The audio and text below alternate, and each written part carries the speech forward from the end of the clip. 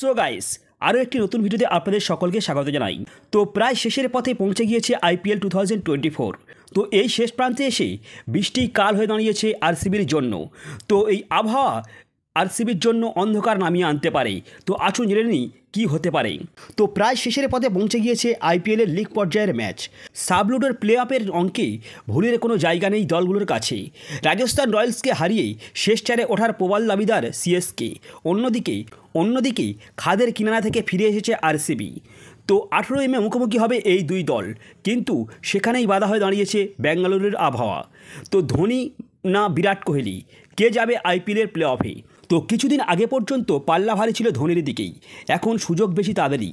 তবেই লিগ পর্যায়ে শেষের দিকে এসে তো অনেক দলকেই লড়াইয়ের মুখোমুখি ফেলে গিয়েছে বিরাট কোহলির দল। টানা 5 ম্যাচ জিতে শেষ চারের প্রবল দাবিদার হয়ে উঠেছে আরসিবি। 13 ম্যাচে 12 পয়েন্ট নিয়ে ষষ্ঠ স্থানে রয়েছে তারা। নেট রান রেটও যথেষ্ট ভালো। অন্যদিকেই 13 ম্যাচ খেলে 14 পয়েন্ট নিয়ে তৃতীয় স্থানে রয়েছে ঋতুরাজের চেন্নাই। ফলেই আগামী শনিবারের ম্যাচকেই চলতি আইপিএলের সবচেয়ে হাই ভোল্টেজ ম্যাচ বলে মনে করছেন ক্রিকেট প্রেমীরা। কিন্তু আদৌ কি মাঠে নামতে পারবেন ধোনি বিরাটরা? কিন্তু আবহাওয়ার অশনি সংকেত ভেস্তে যেতে পারে এই ম্যাচ। তো এই দিন 73% বৃষ্টি হওয়ার সম্ভাবনা আছে বলে জানাচ্ছেন এটি আবহাওয়া সংক্রান্ত ওয়েবসাইট। তো সন্ধ্যে 6টার সময় তার সম্ভাবনা বাড়তে পারে 80% পর্যন্ত।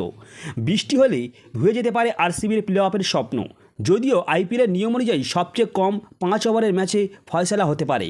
তো চলতি আইপিএলে আহমেদাবাদের নরেন্দ্র মোদী স্টেডিয়ামে গুজরাট ও নাইট রাইডার্সের ম্যাচ বৃষ্টির জন্য বাতিল হয়েছে। তো আবার ইডেনের মুম্বাই কলকাতার ম্যাচটি 16 ওভারে হয়েছিল। শনিবার কী হবে তা উত্তর বোঝা যাবে। তো সেই সঙ্গে বৃহস্পতিবার গুজরাট ও সানরাইজ হায়দ্রাবাদের ম্যাচটি ভেস্তে গিয়েছে বৃষ্টির কারণে। তো ঠিক সেই কারণেই সানরাইজ হায়দ্রাবাদের 2 নম্বরে ওঠার পজিশনটা অনেকটাই নষ্ট হয়েছে।